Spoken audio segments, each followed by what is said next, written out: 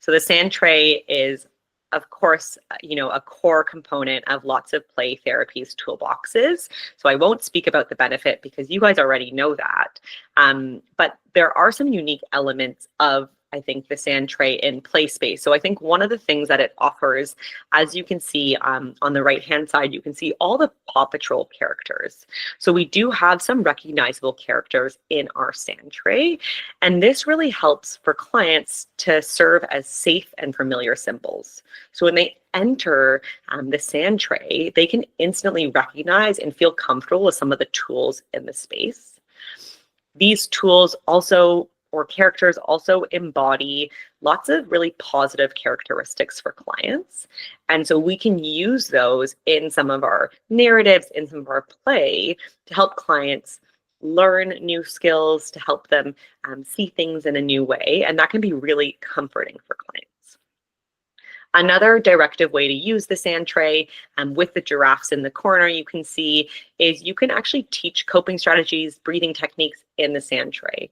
So you can ask your client, what is your favorite animal? And this client chose giraffes. So you can say, can you place giraffes in a square on the SandTray? And you could teach box breathing. And so you could say, okay, paint from one giraffe to the other, and I want you to breathe in to the count of 4. And then I want you to hold, and then I want you to breathe out to the count of 4. So you can teach coping strategies in the SandTray. On the bottom left-hand side, you can see that someone is drawing an ocean, and now they're using the AI 3D model generator to create something that doesn't exist. So this is a common activity I use with my clients because I work a lot with grief and bereavement, and we talk a lot about how there are waves of grief. So grief comes in waves, and it's all about learning to surf those waves, not to paddle against them. And so this client was using the SandTray to represent what their grief feels like, what the waves of grief feel like in their life, but we didn't have a surfboard. And so I used Imagine 3D to create a surfboard for me.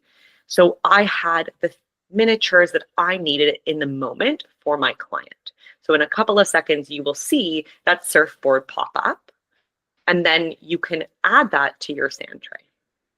Another way you could use this is if you were doing trauma processing. So there's an ambulance in the middle, perhaps someone had been transported from their house to the hospital, and that was a traumatic experience for them, and you wanted to work through that together. We have got the tools, some tools that already exist that could support trauma processing, but also that Imagine 3D element that if you needed additional tools, you could have them as well. So Bluey is going to surf the waves of grief. So really, in the SandTray, there are endless possibilities.